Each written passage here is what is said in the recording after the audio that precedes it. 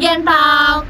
Bertemu lagi nih bersama kita, aku Olive dan aku Dara. Pada podcast kali ini kita akan membahas tentang pubertas dan juga pengaruh perubahan fisik dengan judul Masuk Fase Baru, Cerita Tentang Pubertas. Nah, pada podcast kali ini nih kita kedatangan narasumber yang keren-keren, Dara. Iya, benar banget. Dari mana, Liv? Dari siswa-siswi SMA Negeri 1 Tabanan. Langsung aja kita sambut. Ini dia narasumber kita.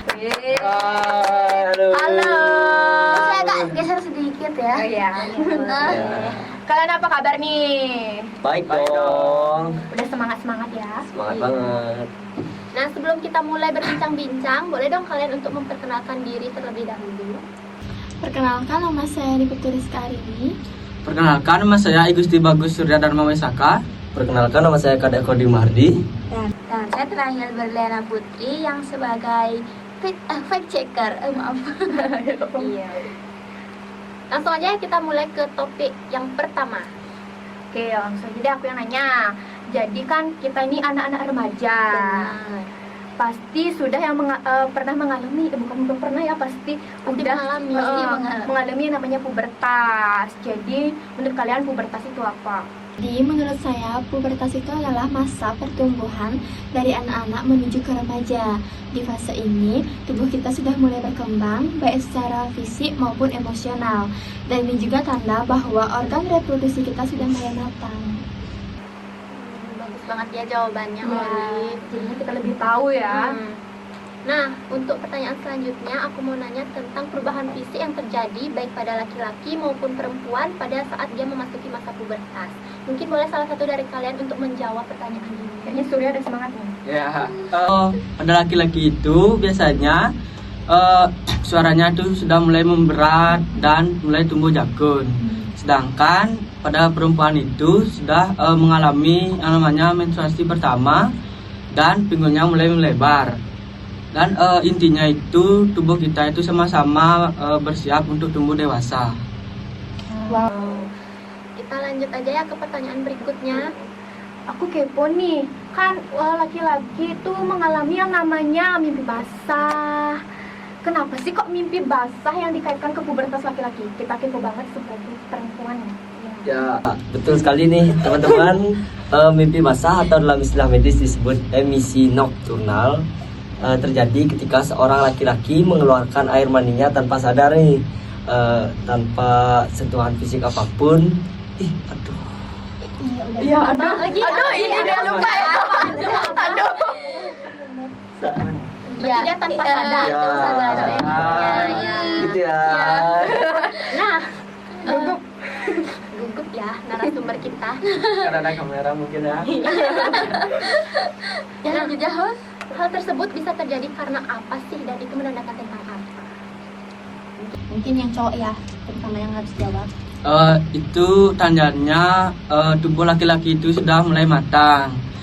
Seperti hormon testosteronnya sudah mulai meningkat, testisnya itu sudah mulai memproduksi sperma. Dan jika kalau spermanya itu sudah penuh, tubuh akan mengeluarkannya secara alami dalam seperti mengalami mimpi basah. Dan itu tandanya bahwa tubuh laki-laki itu sudah organ reproduksinya itu sudah mulai berfungsi dengan baik. Mungkin ini untuk laki-laki ya. Jadi saya tuh nggak terlalu paham tentang laki-laki. Mungkin yang dikasih oleh Surya itu benar, karena hormon-hormon yang menyangkut dalam pertumbuhan laki-laki itu yang disebutkan oleh Surya tadi, seperti itu. Kita juga jadi lebih tahu ya, Olive. Ya, jadi kita juga benar-benar ada ilmu Baru. Betul sekali. Oke, untuk pertanyaan berikutnya nih, untuk perempuan kan pasti sudah mengalami menstruasi. Gimana sih siklus hormon menstruasi itu kayak gimana? Nah, menurut saya siklus hormon menstruasi itu terjadi secara berulang setiap bulan. Kadar hormon estrogen dan progesteron menurun, terjadilah menstruasi atau peluru dinding rahim. Setelah itu, hormon estrogen meningkat untuk menebalkan kembali dinding rahim. Selanjutnya, terjadilah ovulasi atau sel pelepasan telur. Kemudian, hormon progesteron naik untuk mempersiapkan kehamilan. Jika tidak terjadi pembuahan, maka kadar hormon kembali menurun dan siklus pun dimulai lagi. Wah, Ya, betul jawabannya. gimana nih? Nah, Oh iya. menyimpulkan ya. Jadi kan aku kebetulan cewek ya, jadi Iya. tahu tentang siklus haid atau menstruasi. Nah, jadi kan menstruasi itu terjadi karena peluruhan dinding rahim nih. Nah, itu biasanya terjadi setiap bulan, setiap satu bulan sekali. Nah, ada nih orang-orang yang ada biasanya yang 1 bulan sekali tuh bahkan nggak menstruasi gitu. Itu tuh sebenarnya kalau misalnya itu nggak setiap bulan terjadi, itu tuh dalam batas normal teman-teman. Tapi jika misalnya udah 3 bulan atau 4 bulan tuh udah nggak terjadi, kalian bisa cek dokter kandungan. Itu tuh biasanya hormon kalian tuh nggak bekerja dengan baik, mungkin karena kekurangan zat besi dan lain-lainnya. Nah, dalam masa ovulasi kan sel telur tuh bakal turun nih ke rahim. Nah, kalau nggak dibuahi itulah ya akan menjadi siklus menstruasi, dan jika dibuahi akan menjadi kehamilan gitu. Jadi kita para remaja itu harus pintar-pintar menjaga diri ya teman-teman, agar tidak terjadi kehamilan pada remaja yang belum siap untuk menikah secara mental maupun finansial seperti itu. Ada pertanyaan lagi nih, Dara? Ada dong. Nah, pertanyaan selanjutnya, dari tadi kan kita sudah membahas tentang perubahan fisik.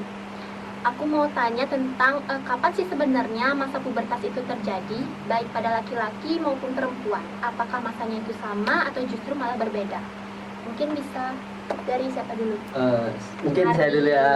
Nah, kalau pada laki-laki pada umumnya ini agak sedikit terlambat ya teman-teman. Dimulainya itu pada usia 9 sampai 14 tahun nih. Nah, jika pada perempuan masa pubertasnya itu lebih cepat di usia mulai dari usia 8 sampai 13 tahun. Lanjut. Oke, untuk pertanyaan berikutnya, karena banyak sekali perubahan biologis kayak tadi yang udah dibahas oleh narasumber, kayak menstruasi, mimpi basah, pasti dong kita harus menjaga kebersihan diri kita dengan benar. Apalagi kan anak-anak remaja yang perempuan ya, biasanya lupa mengganti pembalut. Ya, betul, males. Ya, males ya, mager. Pasti gimana sih cara menjaga kebersihan diri yang benar menurut kalian? Ini yang jawab. Oh, Kalau perempuan itu menjaga kebersihan area kewanitaan itu sangat penting, terutama saat mengalami menstruasi. Kita wajib mengganti pembalut minimal setiap 3 hingga 4 jam sekali. Jangan menunggu sampai penuh agar tidak bau dan tidak terjadi sarang bakteri. Selain itu, saat membersihkan atau membasuh area kewanitaan, lakukanlah dari arah ke depan lalu ke belakang. Jangan malah sebaliknya. Itu untuk mencegah bakteri dari anus ke vagina. Gunakan juga sabun pembersih yang lembut dan memiliki pH seimbang. Hindari penggunaan sabun dengan kandungan kimia keras atau pewangi yang terlalu menyengat. kalau laki-laki gimana nih? Kalau pada laki-laki itu biasanya kalau setelah mengalami mimpi basah atau buang air kecil itu pastikan area kemaluannya itu selalu bersih dan kering, dan disarankan juga untuk melakukan sunat. Yang Hindu boleh juga sunat. Bukan budaya orang muslim ya teman-teman, itu tuh medis ya. Tapi mungkin di ajaran Islam itu sunat lebih disarankan karena sunnah, kalau nggak salah ya sunnah Nabi gitu namanya. Coba ibu banget nih. Jadi kenapa disarankan untuk sunat? Karena untuk lebih gampang saat membersihkan kotoran atau sperma, dan juga harus rutin mengganti celana dalam minimal 2 kali sehari, dan segera jika sudah merasa lembab. Ada Mardi. Bagi laki-laki maupun perempuan wajib banget nih mandi 2 kali sehari dan rajin menggosok gigi ya teman-teman, untuk mencegah bau pada mulut ya. Bener banget. Dan memakai deodoran jika diperlukan untuk mencegah bau badan dan memotong kuku tangan supaya wangi nih teman-teman. Salah sih itu ya, bukan supaya wangi, supaya bersih ya teman-teman. Saat kita membersihkan badan kita agar tak tercakar ya teman-teman, kita harus memotong kuku kita. Iya, jadi bener banget yang bilang sama oleh mereka bertiga ini. Faktanya kita tuh harus belajar membersihkan diri sendiri dari sejak kecil ya. Bahkan dari awal belajar jalan tuh kalau bisa kita sudah belajar diajarkan oleh orang tua kita untuk mandi, membersihkan diri, mengganti baju dan lain-lainnya.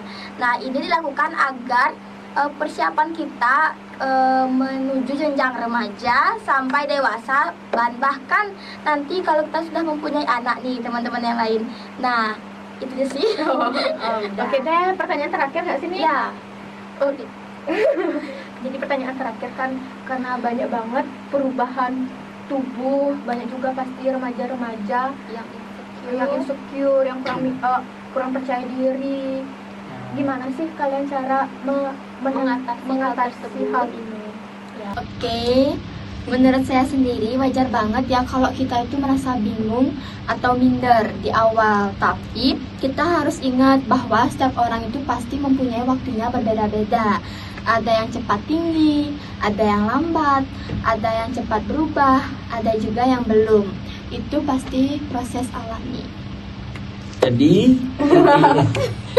intinya nikmati aja prosesnya. Pubertas itu fase keren menuju kedewasaan loh, teman-teman semuanya ya. Jadi jangan malu ya kalau misalnya kita break out ataupun itu karena masa-masa kita mau ke remaja gitu.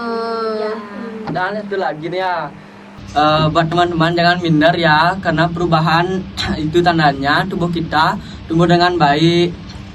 Yang penting itu kita terima diri sendiri apa adanya. Itu biasanya Aduh, biasa ya. itu biasanya jadi kayak Apa nih? Jangan minder lah intinya ya jangan minder teman-teman. intinya. Jangan minder. Dan juga ya tetap penampilan bersih dan jaga kesehatan. Terima kasih.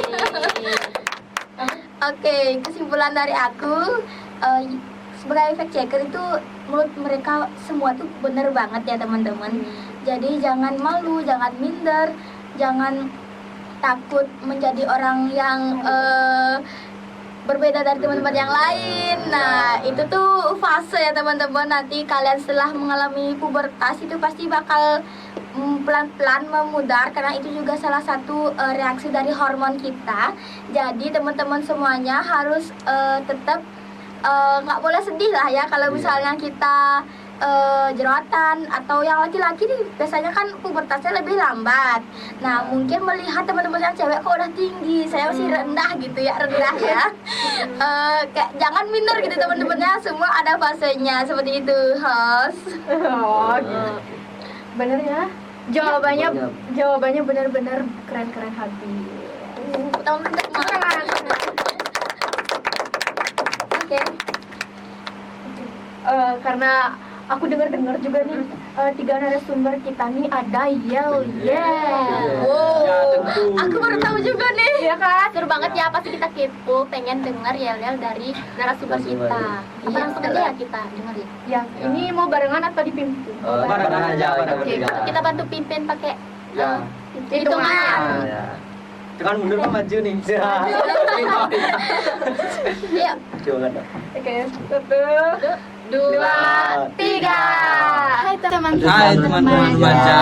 jangan ragu, tetap bergaya, jaga diri, jaga bersih, pahami tubuh, jadi pahlawan, sehat, ceria, dan pasti bisa. Wow, ya, keren banget. dari BKKBN langsung. Paling- Jadi di BKKBN itu mempunyai salam ya, bukan yel-yel. Oke. Jadi di BKKBN itu ada namanya program generasi berencana. Nah, ada salam yang pertama adalah salam genre, salam. Terus remaja genre, sehat, cerdas, ceria. Keren.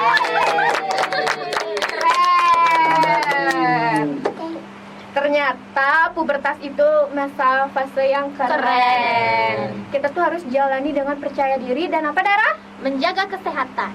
Yeay. Terima kasih lagi teman-teman. Jangan ya, yang keren.